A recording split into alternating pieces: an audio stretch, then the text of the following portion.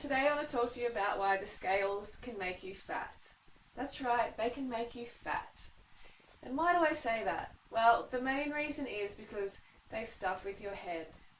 So the first thing I want you to do is to pause me for a moment and run off and go and jump on those scales.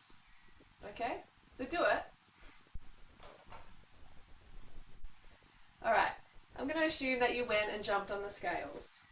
So how do you feel now?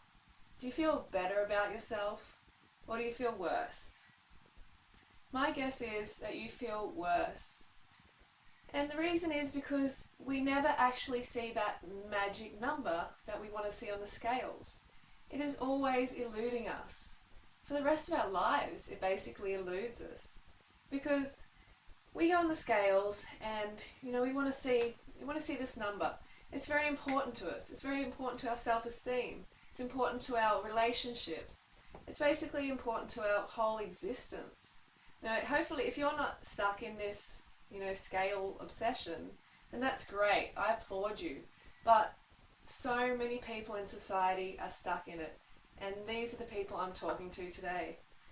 The thing about the scales is, my guess is it was created by the cooked food establishment. And why do I say that? Well, because the cooked food establishment wants you to feel bad about yourself. It creates things like products that we look to actually feel good about ourselves, even though we all know the feeling good about ourselves is created on the inside. You're never going to find it in a product. And that's basically what the scales do. They keep you fat, depressed, and a good consumer. Because once you feel bad, you get off those scales and you go, oh no, I'm not good enough. I don't see the number. I put on 500 grams. Oh no. You know what I mean? I'm not making fun of anyone because I used to be there myself. I used to be a number chaser. I used to have anorexia and bulimia. But no more. I don't care about what I weigh. The only reason that I speak about it is so I can communicate to a culture of people who are obsessed with scales. They want to know the weight all the time.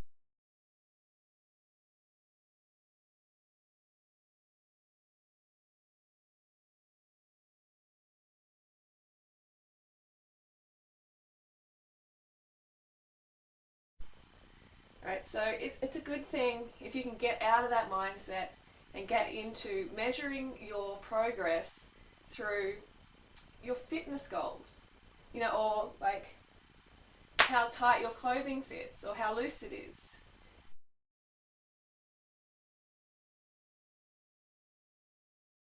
Using the scales as a way to track your progress is really, really pathetic.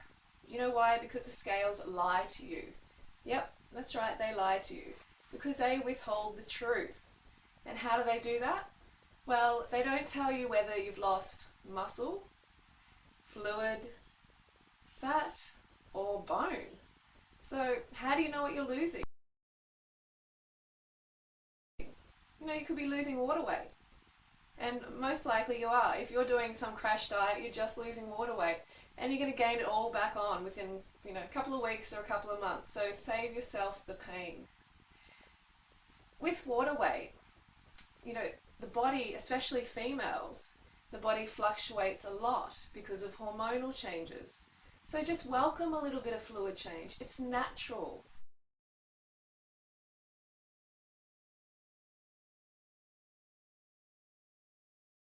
You don't want to become one of these sort of anorexic people like I used to be, who would just freak out at a couple of 100 grams.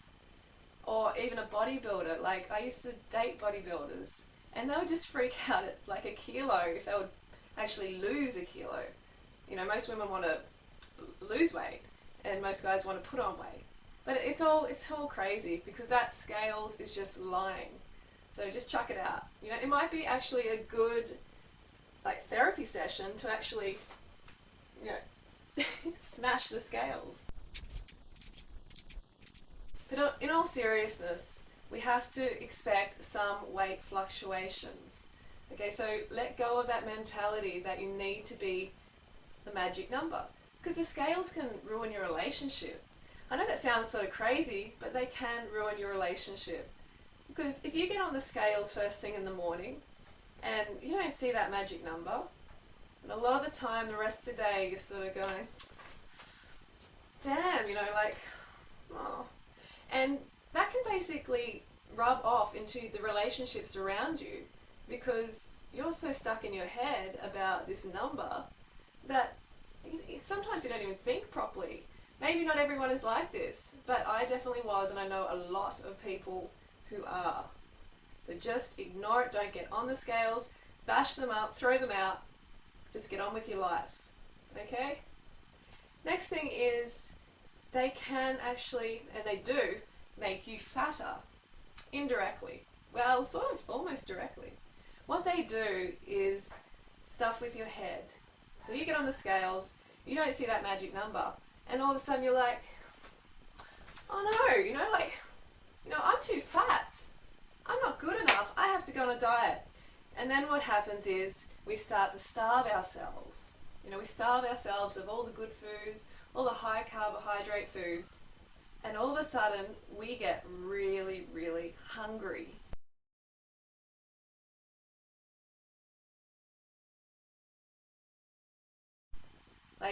And we get so hungry that we even start to eat our friends, the animals. We start to eat other animals.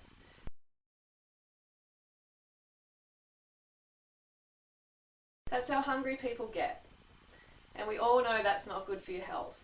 So you don't want to get to the stage where you're eating crap. You start eating high fat foods, high salt foods, all of that.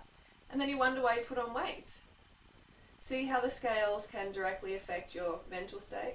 They can actually send you towards the bad food. And then you get fatter. And then you're back to square one. These fad diets, they just do not work. Especially these low carbohydrate, sort of like raw paleo diets. They don't work long term. You may feel okay in the short term, but we're about sustainability.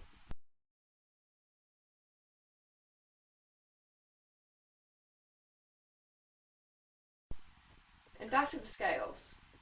The scales can also do some crazy, crazy things. They lead to the death of some people. The scales can kill you. This is no joke. People die of anorexia every day.